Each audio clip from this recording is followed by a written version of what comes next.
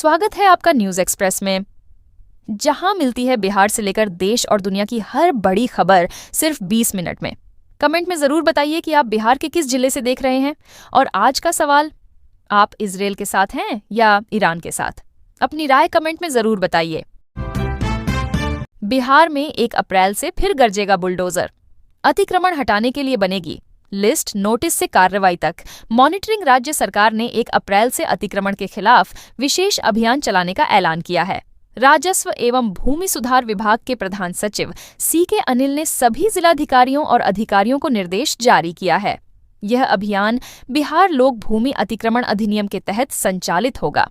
भारत नेपाल सीमा से सटे 7 जिलों के नो मैन्स लैंड में अतिक्रमण को गंभीर माना गया है और प्राथमिकता के आधार पर कार्रवाई का आदेश दिया गया है। अंचल अधिकारी, DCLR और अनुमंडल पदाधिकारी को लंबित वादों की सूची बनाने और नोटिस से लेकर कार्रवाई तक की स्थिति दर्ज करने का निर्देश दिया गया है। सरकार ने स्पष्ट किया है कि गरीब और असहाय लोगों के मामले में मानवीय दृष्टिकोण अपनाया जाएगा। उनका अतिक्रमण तभी हटाया जाएगा जब पुनर्वास और रोजगार की वैकल्पिक व्यवस्था सुनिश्चित हो जाएगी। महाचौपट राज में कानून व्यवस्था ध्वस्त। नालंदा घटना पर तेजस्वी यादव का हमला। नालंदा जिले के नूरसराय इलाके में महिला के साथ कथित दुष्कर्म के प्रयास की घटना पर नेता प्रतिपक्ष तेजस्वी यादव ने राज्य सरकार पर तीखा हमला बोला। उन्होंने कहा कि भाजपा जदयू सरकार के महाचौपट राज में महिलाओं की सुरक्षा खतरे में है। तेजस्वी ने आरोप लगाया कि बीच सड़क पर महिला के साथ 3 लोगों ने अभद्रता की और उसके कपड़े फाड़ दिए। उन्होंने इसे शर्मनाक बताते हुए कहा कि यह बिहार में बिगड़ती कानून व्यवस्था की भयावह तस्वीर है। तेजस्वी ने कहा कि NDA सरकार में अपराधियों के हौसले बुलंद हैं और सत्ता पक्ष केवल कुर्सी के खेल में व्यस्त है। उन्होंने महिलाओं की सुरक्षा सुनिश्चित करने और दोषियों के खिलाफ सख्त कार्रवाई की मांग की। घटना का वीडियो वायरल होने के बाद लोगों में आक्रोश है। नालंदा में भगदड़ से मौत। CM नीतीश कुमार ने जताया दुख। 6 लाख मुआवजे का ऐलान। नालंदा के शीतला माता मंदिर में शीतलाष्टमी के अवसर पर भारी भीड़ उमड़ने से भगदड़ मच गई। इस हादसे में 8 महिलाओं समेत 9 लोगों की मौत हो गई और 7 लोग घायल हुए। मुख्यमंत्री नीतीश कुमार ने घटना पर गहरा दुख जताया और मृतकों के परिजनों को 6 लाख रुपए मुआवजे की घोषणा की। मुख्यमंत्री कार्यालय से जारी पत्र में कहा गया कि मृतकों के आश्रितों को आपदा प्रबंधन विभाग से 4 लाख और मुख्यमंत्री राहत कोष से 2 लाख रुपए दिए जाएंगे। घायलों का मुफ्त इलाज कराने का निर्देश भी दिया गया है। प्रत्यक्षदर्शियों के अनुसार भीड़ में कुछ महिलाएं बेहोश होकर गिर गईं, जिससे अफरा तफरी मच गई और लोग एक दूसरे पर गिरने लगे। स्थानीय लोगों ने आरोप लगाया कि सुरक्षा व्यवस्था के पर्याप्त इंतजाम नहीं थे। प्रशासन ने जांच शुरू कर दी है और दोषियों के खिलाफ कार्रवाई की बात कही है। नीतीश ने यात्राओं से हासिल की सत्ता। संवाद और सेवा का अनोखा रास्ता। नीतीश कुमार अपनी यात्राओं के लिए भी लोगों के बीच याद किए जाते हैं। वर्ष 2005 में न्याय यात्रा से उन्होंने सत्ता का रास्ता बनाया। इसके बाद विकास यात्रा, धन्यवाद यात्रा, विश्वास यात्रा और सेवा यात्रा जैसी कई यात्राओं ने उन्हें जनता से जोड़े रखा। लोकसभा चुनाव में सफलता के बाद उन्होंने आभार यात्रा की, विशेष राज्य का दर्जा दिलाने के लिए अधिकार यात्रा की, संकल्प यात्रा और निश्चय यात्रा से उन्होंने कार्यकर्ताओं और जनता से संवाद किया। हाल के वर्षों में प्रगति यात्रा और समृद्धि यात्रा के जरिए उन्होंने योजनाओं का शिलान्यास और मॉनिटरिंग की। जल जीवन हरियाली अभियान, दहेज प्रथा और बाल विवाह के खिलाफ भी उन्होंने यात्राएं की। इन यात्राओं ने उन्हें सत्ता से सेवा तक का चेहरा बनाया और जनता के बीच सीधा संवाद कायम रखा। बिहार वासियों को गर्मी से मिलेगी राहत। अगले 24 घंटे में आंधी पानी के आसार। मौसम विभाग ने बिहार में अगले 24 घंटों के लिए चेतावनी जारी की है। हवाओं का चक्रवातीय परिसंचरण और पश्चिमी विक्षोभ के कारण प्रदेश में मौसम बदल रहा है। उत्तरी और दक्षिणी भागों में मेघ गर्जन के साथ आंधी पानी की संभावना है। हवा की गति 30 से 40 किलोमीटर प्रति घंटा तक रह सकती है। बीते 24 घंटों में पटना सहित कई जिलों में तापमान में वृद्धि दर्ज की गई। भभुआ में अधिकतम तापमान 39.1 डिग्री सेल्सियस दर्ज हुआ, जबकि पटना में 33.7 डिग्री रहा। मधुबनी में 30 किलोमीटर प्रति घंटा की रफ्तार से हवा चली और किशनगंज में 1.2 मिलीमीटर वर्षा दर्ज हुई। मौसम विभाग ने बताया कि 4 से 5 अप्रैल को भी बदलाव की संभावना है। इस दौरान कई हिस्सों में छिटपुट वर्षा हो सकती है। दिन में तेज धूप और रात में ठंडक से लोगों को राहत मिलेगी। फतुहा में खिड़की की जाली काटकर लाखों की चोरी। पत्रकार के घर में घुसे चोर। जांच में जुटी पुलिस फतुहा थाना क्षेत्र के सोनारू पटेल नगर में रविवार रात अज्ञात चोरों ने पत्रकार सुधीर सिंह के घर को निशाना बनाया। चोरों ने खिड़की की जाली काटकर घर में प्रवेश किया और अलमारी का ताला तोड़कर 20,000 रुपये नकद, सोने चांदी के जेवरात, कान की बालियां, नथुनी, पायल और कपड़े समेत लगभग 3 लाख रुपए का सामान चुरा लिया। घटना के समय परिवार के सभी सदस्य बाहर कार्यक्रम में गए थे और सुधीर सिंह भी अपने काम में व्यस्त थे। सोमवार सुबह जब उन्होंने दरवाजा खोला तो घर का सामान बिखरा मिला और जाली टूटी हुई थी। सूचना पर पुलिस मौके पर पहुंची। एफएसएल टीम ने जांच शुरू की और आसपास लगे सीसीटीवी फुटेज खंगाले जा रहे हैं। पीड़ित ने अज्ञात चोरों के खिलाफ थाने में शिकायत दर्ज कराई है। पटना सिटी में सड़क पर ही सज रही सब्जी मंडी। अतिक्रमण से पैदल चलना भी मुहाल। पटना सिटी अनुमंडल की आधा दर्जन प्रमुख सड़कों पर सुबह शाम सब्जी मंडी सजने से राहगीरों और वाहन चालकों को भारी परेशानी हो रही है। मालसलामी से दीदारगंज जाने वाले अशोक राजपथ पर सब्जी मंडी के कारण अक्सर जाम लगता है और दुर्घटना की संभावना बनी रहती है। वार्ड 70 के गौरीदास की भट्ठी सब्जी मंडी मुख्य सड़क पर ही सजती है। दुकानदार फुटपाथ और सड़क पर ठेले लगाते हैं, जिससे मार्ग संकरा हो जाता है। सब्जी खरीदने वाले लोग सड़क पर ही वाहन रोक देते हैं, जिससे आवागमन बाधित होता है। फल और मछली की दुकानें भी इसी मार्ग पर सजती हैं। यह मार्ग ऐतिहासिक गुरुद्वारा, गुरु का बाग और प्रकाश पुंज जाने वाले पर्यटकों के लिए भी महत्वपूर्ण है। अतिक्रमण के कारण पर्यटक परेशान होते हैं और वाहनों को निकालने को लेकर विवाद भी होता है। कुशवाहा पंचित बैठका में सब्जी विक्रेताओं को दुकानें लगाने की व्यवस्था होने के बावजूद लोग सड़क पर ही मंडी सजा रहे हैं। युद्ध के असर से निपटने की तैयारी। बिहार में ईंधन सामान की सप्लाई पर हाई अलर्ट। सीएमजी की बड़ी पहल पश्चिम एशिया में चल रहे युद्ध के असर को देखते हुए बिहार सरकार ने आवश्यक वस्तुओं की निर्बाध आपूर्ति और जमाखोरी पर सख्त कार्रवाई के लिए क्राइसिस मैनेजमेंट ग्रुप सीएमजी का गठन किया है। सोमवार को मुख्य सचिव प्रत्यय अमृत की अध्यक्षता में पहली बैठक हुई। बैठक में पीएनजी कनेक्शन और बुनियादी ढांचे की प्रगति, एलपीजी और ईंधन की आपूर्ति तथा कालाबाजारी पर सख्ती जैसे अहम निर्णय लिए गए। खाद्य एवं उपभोक्ता संरक्षण विभाग ने बताया कि वर्तमान में व्यावसायिक मांग का 60% पीएनजी से पूरा किया जा रहा है। राज्य में 3,68,728 घरों का लक्ष्य है, जिसमें 2,30,939 घर कनेक्शन के लिए तैयार हैं। मुख्य सचिव ने 14 जिलों में प्रगति शून्य रहने पर नाराजगी जताई और राज्य को 14 भौगोलिक क्षेत्रों में बांटकर काम तेज करने का निर्देश दिया। एक मंच, एक आवाज और नीतीश कुमार का ऐतिहासिक फैसला। बिहार में शराबबंदी की कहानी। नीतीश कुमार के राजनीतिक सफर में सबसे बड़ा और चर्चित फैसला शराबबंदी का रहा। वर्ष 2016 में विधानसभा चुनाव जीतने के बाद उन्होंने महिलाओं की मांग पर शराबबंदी लागू कर दी। राजधानी पटना के एसकेएम हॉल में एक कार्यक्रम के दौरान जब एक महिला ने जोर से कहा, शराबबंदी लागू कीजिए, तो नीतीश कुमार तुरंत मंच पर लौटे और ऐलान किया कि अगली बार जब वे आएंगे तब तक शराबबंदी लागू हो जाएगी। सरकार बनते ही उन्होंने यह वादा पूरा किया। इसके बाद उन्होंने कई सभाओं में कहा कि यह फैसला महिलाओं के आग्रह पर लिया गया। शराबबंदी के साथ साथ उन्होंने महिलाओं को सामाजिक, शैक्षणिक और राजनीतिक रूप से सशक्त बनाने के लिए कई योजनाएं शुरू कीं। पंचायती राज और नगर निकाय चुनावों में 50% आरक्षण, साइकिल और पोशाक योजना, कन्या उत्थान योजना जैसी योजनाओं ने लड़कियों की शिक्षा और महिलाओं की नेतृत्व क्षमता को नई दिशा दी। नीतीश कुमार का यह ऐतिहासिक फैसला बिहार की राजनीति और समाज में गहरी छाप छोड़ गया। रात में महंगी हो जाएगी बिजली।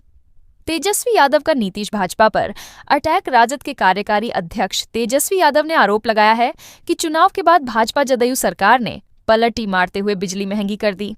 उन्होंने कहा कि चुनाव के समय मुफ्त 125 यूनिट बिजली देने का वादा किया गया था, लेकिन अब शाम 11 बजे तक बिजली की दर 8.10 रुपये प्रति यूनिट, रात 11 बजे से सुबह 9 बजे तक 7.10 रुपये और शेष समय 5 रुपये 94 पैसे प्रति यूनिट कर दी गई है।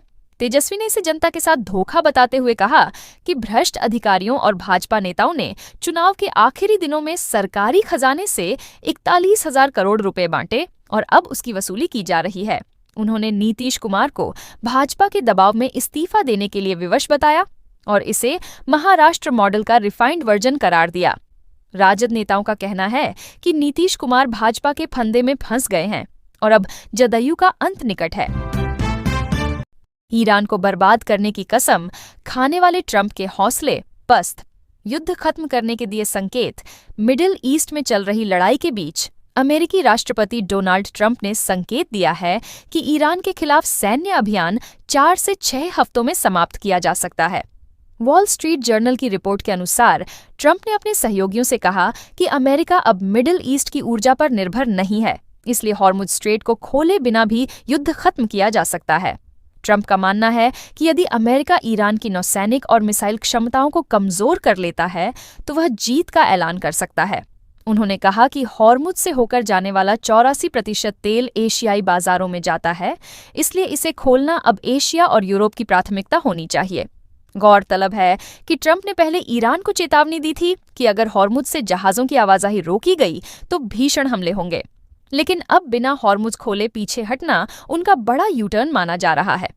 रिपोर्ट के अनुसार ट्रंप प्रशासन ने तय किया है कि लंबा युद्ध टालने के लिए मौजूदा रणनीति सैन्य अभियानों को कम करने और ईरान की क्षमताओं को कमजोर करने पर केंद्रित रहेगी। भारत ने स्थिति को अच्छे से संभाला। पश्चिम एशिया पर पीएम मोदी का बयान। विपक्ष पर हमला। गुजरात के कोबा में सम्राट संप्रति संग्रहालय का उद्घाटन करते हुए प्रधानमंत्री नरेंद्र मोदी ने कहा कि भारत किसी भी संकट का सामना करने में सक्षम है। उन्होंने बताया कि पश्चिम एशिया के हालात ने हर देश को प्रभावित किया है, लेकिन भारत ने स्थिति को अच्छे से संभाला। पीएम मोदी ने कहा कि कई देशों ने ईंधन की कीमतें बढ़ाई हैं, लेकिन भारत ने ऐसा न करने का फैसला किया और बोझ जनता पर नहीं डाला। उन्होंने विपक्ष पर हमला करते हुए कहा कि कांग्रेस लोगों को भड़काकर ईंधन पंपों पर लाइनें लगवाने और अशांति फैलाने की कोशिश कर रही है। उन्होंने कांग्रेस को राजनीतिक गिद्ध करार दिया और कहा कि विपक्ष स्थिति का फायदा उठाकर राजनीतिक लाभ लेना चाहता है। मोदी ने गुजरात में 20,000 करोड़ की परियोजनाओं की शुरुआत का भी जिक्र किया और कहा कि ये प्रोजेक्ट इलाके की तस्वीर बदल देंगे। 8 महीने तक सिलेंडर नहीं उठाने वाले उपभोक्ता निष्क्रिय। बुकिंग पर भी रोक। गैस आपूर्ति व्यवस्था पर नए नियम लागू होने से उपभोक्ताओं की परेशानी बढ़ गई है। 8 महीने तक सिलेंडर नहीं उठाने वाले उपभोक्ताओं को निष्क्रिय कर दिया गया है और उनकी बुकिंग रोक दी गई है। साथ ही नए कनेक्शन पर भी रोक लगा दी गई है। जिले में कुल 58 गैस एजेंसियां संचालित हैं, जिनमें 40 ग्रामीण और 18 शहरी क्षेत्र में कार्यरत हैं। कई उपभोक्ताओं का कहना है कि ऑनलाइन बुकिंग करते समय उनका नंबर दर्ज ही नहीं हो रहा, जिससे वे गैस आपूर्ति से वंचित हो रहे हैं। एजेंसियों का दावा है कि घरेलू सिलेंडरों की होम डिलीवरी सुचारू रूप से हो रही है और शहर में बैकलॉग लगभग समाप्त हो चुका है। हालांकि कमर्शियल सिलेंडर की आपूर्ति शिक्षण संस्थानों और स्वास्थ्य विभाग तक ही सीमित है।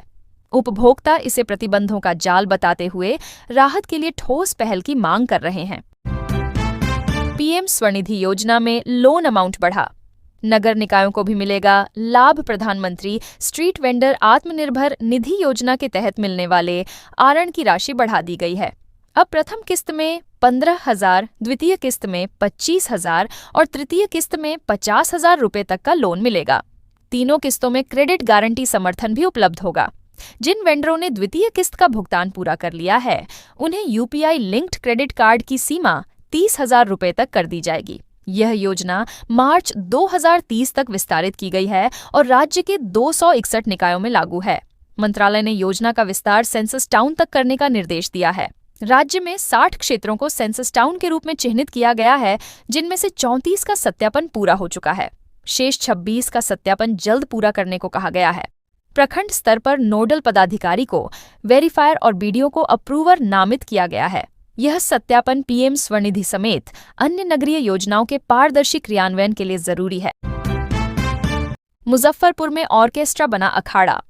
डांस से ज्यादा फाइट शो। मुजफ्फरपुर के ग्राह स्थित अर्जुन बाबू पशु मेले में आयोजित ऑर्केस्ट्रा कार्यक्रम उस समय हंगामे में बदल गया जब मंच पर मौजूद महिला कलाकारों के बीच विवाद हो गया।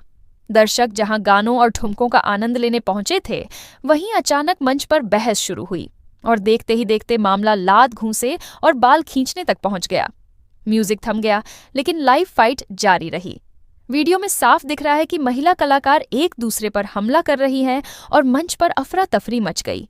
स्थिति बिगड़ते देख संचालक ने कार्यक्रम समाप्त करने की घोषणा कर दी और लाइट बंद कर दी गई। घटना का वीडियो सोशल मीडिया पर वायरल हो रहा है और इलाके में चर्चा का विषय बना हुआ है। आयोजन पूर्व मंत्री राम सूरत राय की ओर से किया गया था। पुलिस ने कहा कि अब तक कोई लिखित शिकायत नहीं मिली है। आवेदन मिलने पर कार्रवाई होगी। मोबाइल स्क्रीन ब्लैक होते ही खाते से उड़े 58,000। किराना दुकानदार साइबर ठगी का शिकार। कोरान सराय थाना क्षेत्र के मठिला गांव निवासी चंदन प्रसाद सोमवार को साइबर ठगी का शिकार हो गए। किराना दुकान चलाने वाले चंदन अपनी दुकान पर बैठे थे, तभी अचानक उनके मोबाइल का स्क्रीन ब्लैक हो गया। थोड़ी देर बाद उनके खाते से 58,000 रुपये निकासी का मैसेज आया।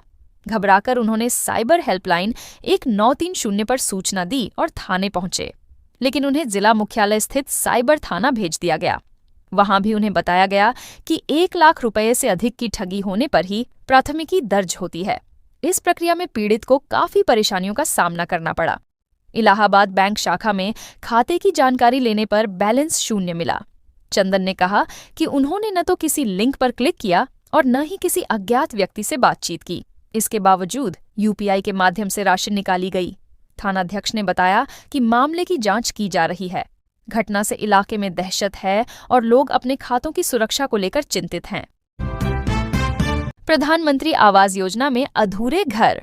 सुपौल में बीडीओ ने बढ़ाई सख्ती। सुपौल जिले के सदर प्रखंड में प्रधानमंत्री आवास योजना के तहत वित्तीय वर्ष 2025 से 26 में 1,306 आवासों का लक्ष्य दिया गया है। स्वीकृति मिलने के बावजूद अब तक केवल 132 आवास ही पूर्ण हो पाए हैं। बड़ी संख्या में लाभार्थियों को राशि मिल चुकी है, लेकिन निर्माण कार्य अधूरा है। प्रथम किस्त में 1,278, द्वितीय किस्त में 770 और तृतीय किस्त में 159 लाभार्थियों को भुगतान किया गया है। जुलाई 2025 से विभागीय स्तर पर राशि के अनियमित आवंटन के कारण भी कई भुगतान लंबित हैं।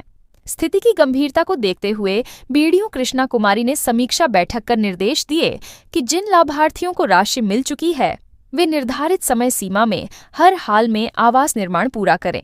ग्रामीण आवास पर्यवेक्षक और सहायकों को घर घर जाकर लाभार्थियों से संपर्क करने और उन्हें योजना का महत्व समझाने का आदेश दिया गया है। बीडीओ ने चेतावनी दी कि राशि मिलने के बावजूद अधूरे घर पाए जाने पर विभागीय कार्रवाई होगी। पटना में खौफनाक वारदात। थार से अगवाकर कमरे में बंद कर पीटा।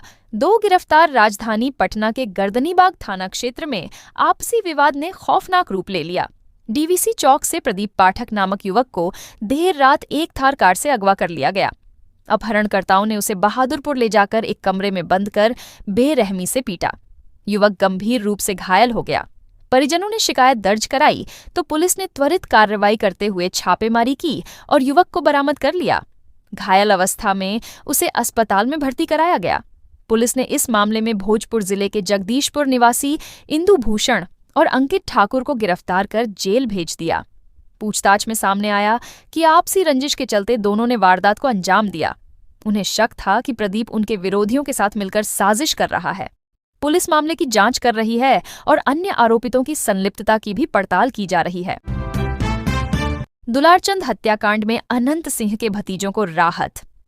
पटना हाई कोर्ट ने दी अग्रिम जमानत। मोकामा के घोसवरी थाना क्षेत्र के बसावंचक गांव में 30 अक्टूबर 2025 को चुनाव प्रचार के दौरान जनसुराज समर्थक दुलारचंद यादव की हत्या हुई थी। इस मामले में जेडीयू विधायक अनंत सिंह, उनके भतीजे राजवीर सिंह और करमवीर सिंह समेत अन्य पर प्राथमिकी दर्ज हुई थी। आरोप था कि राजवीर और करमवीर ने दुलारचंद को गाड़ी से खींचा और अनंत सिंह ने गोली चलाई, जिससे उनकी मौत हो गई। 19 मार्च को अनंत सिंह को हाई कोर्ट से नियमित जमानत मिल चुकी थी। अब न्यायाधीश प्रभात कुमार सिंह की एकल पीठ ने राजवीर और करमवीर की अग्रिम जमानत याचिका मंजूर कर ली। बचाव पक्ष ने कहा कि दोनों को राजनीतिक द्वेषवश फंसाया गया है और कोई ठोस साक्ष्य नहीं है। अभियोजन पक्ष ने जमानत का विरोध किया, लेकिन केस डायरी देखने के बाद अदालत ने राहत दी और निर्देश दिया कि अभियुक्त जांच में सहयोग करेंगे। सीएम पद छोड़ने से पहले नीतीश का बड़ा दांव 360 प्रखंडों में खुलेगा। डिग्री कॉलेज मुख्यमंत्री नीतीश कुमार ने सत्ता के अंतिम दौर में बड़ा फैसला लिया है। बिहार के 360 प्रखंड ऐसे हैं जहां एक भी डिग्री कॉलेज नहीं है। शिक्षा विभाग के सर्वे ने यह सच्चाई उजागर की और सरकार ने तुरंत घोषणा की कि इन प्रखंडों में कॉलेज खोले जाएंगे। इस योजना का सबसे बड़ा असर ग्रामीण छात्रों और खासकर बेटियों पर पड़ेगा। दूर शहरों में पढ़ाई के लिए भेजना हर परिवार के लिए संभव नहीं होता। स्थानीय स्तर पर कॉलेज खुलने से उच्च शिक्षा का रास्ता आसान होगा और ड्रॉप आउट रेट घटेगा। सरकार ने लक्ष्य रखा है कि इसी शैक्षणिक सत्र से पढ़ाई शुरू हो जाए। अस्थायी भवन, संसाधन और शिक्षकों की बहाली की प्रक्रिया तेजी से आगे बढ़ रही है। इससे छात्रों को पटना, मुजफ्फरपुर या भागलपुर जैसे शहरों में किराए और खर्च का बोझ नहीं उठाना पड़ेगा। योजना से ग्रॉस एनरोलमेंट रेशियो बढ़ेगा और स्थानीय स्तर पर रोजगार व आर्थिक गतिविधियां भी तेज होंगी। शिक्षा विभाग ने जिलों को नो डिले पॉलिसी लागू करने का निर्देश दिया है। ईरान युद्ध का साइड इफेक्ट। बाजार में अंडा हुआ सस्ता, ग्राहकों की बड़ी खरीदारी, अमेरिका, इजरायल और ईरान के बीच युद्ध का असर अब भारतीय बाजारों पर दिख रहा है। खाड़ी देशों को अंडों का निर्यात लगभग ठप हो गया है, जिससे घरेलू बाजार में ओवर सप्लाई की स्थिति बन गई है। कई जगहों पर अंडे की कीमत 30% तक गिर गई है। जहां पहले अंडा 8 से 9 रुपये प्रति पीस बिकता था, वहीं अब 5 से 6 रुपये तक पहुंच गया है। दक्षिण भारत के नमक्कल जैसे प्रमुख उत्पादन केंद्रों में भी लगातार गिरावट दर्ज की जा रही है। धनबाद में अंडा करीब 7 रुपये 50 पैसे प्रति पीस बिक रहा है। 30 अंडों की ट्रे 180 रुपये और 210 अंडों का कार्टन 1150 रुपये में उपलब्ध है। ग्राहक ट्रे के हिसाब से खरीदारी कर रहे हैं। बतख और देशी मुर्गी के अंडों की मांग बनी हुई है, जो 12 से 17 रुपये प्रति पीस में बिक रहे हैं। व्यापारियों का कहना है कि अंतर्राष्ट्रीय हालात ऐसे ही रहे तो कीमतों में और उतार चढ़ाव संभव है। फिलहाल उपभोक्ताओं को सस्ते अंडों का लाभ मिल रहा है।